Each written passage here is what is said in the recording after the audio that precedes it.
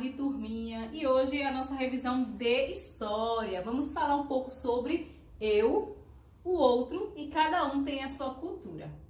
Bom, cultura é um produto em meio de vida de suas dimensões social, política, religiosa, econômica, intelectual e artística. A cultura é vida que se experimenta, que se expressa nas mais diversas formas de artes. Nas práticas, nos valores do cotidiano, nas casas, nas ruas, nas periferias, nas praças, nos teatros, museus, nos campos e também nas cidades. Portanto, não existe apenas uma única cultura. A cultura é diversificada. O que define como cultura de um lugar são os fatores e as pessoas que passaram e permaneceram lá. Então, cada pessoa, cada região tem a sua cultura. Historicamente, o Brasil é uma junção de variadas culturas.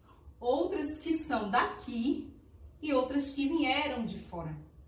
Observe essa imagem que retrata muito bem sobre a cultura.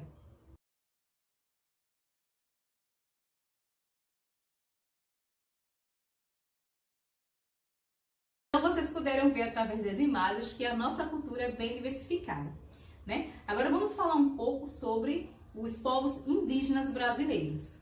Antes dos portugueses chegarem aqui no Brasil, os povos indígenas já habitavam nesse lugar, certo?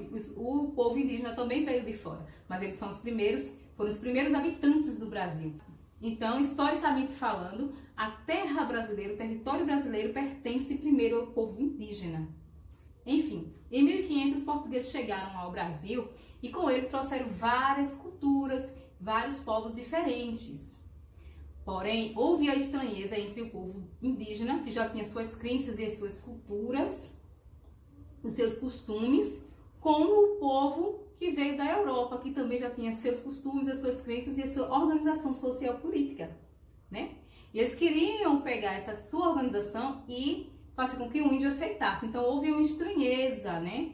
Houve várias coisas, houve uma guerra, os povos indígenas não aceitavam. Então teve toda uma história bem forte aí em relação aos índios com os europeus na chegada de 1500. E também, um pouco que nós sabemos sobre a história dos índios foi o escrivão da expedição, né, dos europeus, Os Vaz de Caminha, que ele era o escrivão da expedição europeia e sempre ele escrevia histórias relacionadas ao povo indígena, além antes dos jesuítas também. Então, quando os povos europeus chegaram aqui no Brasil, os indígenas, como eu já falei, já tinham aí suas crenças e também seus costumes. Nas tribos indígenas, existe o cacique, existe o pajé, existe a divisão de trabalho para os homens e também para as mulheres indígenas. Então já existia toda essa cultura, esses costumes dentro da organização indígena. Isso com o tempo foi modificado, embora hoje no Amazonas, né, aqui no Brasil, ainda exista as tribos indígenas que são isoladas e tem ainda toda essa organização cultural entre eles. E existem aquelas que, por conta do histórico europeu, foi modificando a sua cultura e trazendo um pouco da cultura do branco para dentro da sua organização. Vamos falar um pouco sobre a herança indígena. Quais são essas heranças? Elas estão na alimentação, no nosso vocabulário, na medicina, na arte. Existe também a FUNAI, que significa Fundação Nacional dos Índios, ou seja, essa fundação ela foi criada para proteger os direitos dos povos indígenas. Bom, vamos lá nos exemplos agora sobre a alimentação dos povos indígenas, né? O que a gente tem dessa herança? Nós temos a mandioca, a macaxeira, né? O milho, a batata doce, temos também o amendoim, o caju também. Tudo isso faz parte da herança, né, da alimentação indígena. Agora vamos ao nosso vocabulário. No nosso vocabulário nós temos, como por exemplo, vários nomes de lugares, cidades, né? Também nomes de alimentos, nomes de animais, nome de rios.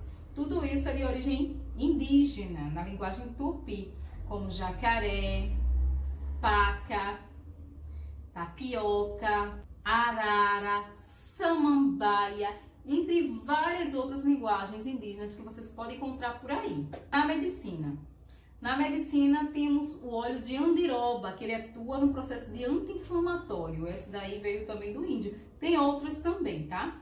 Agora vamos também à arte. Na arte temos utensílios de cerâmicas, temos as redes, temos cestarias. Tudo isso é feito trabalho manualmente dos índios, né? A cestaria é feita com palha de coco, as redes são os tecidos que eles fazem, as esteiras também, entre outros. Agora vamos falar sobre os direitos dos indígenas. Com o passar dos anos, os indígenas foram perdendo seu espaço na sociedade brasileira e os desmatamentos desenfreados foram dizimando terras indígenas.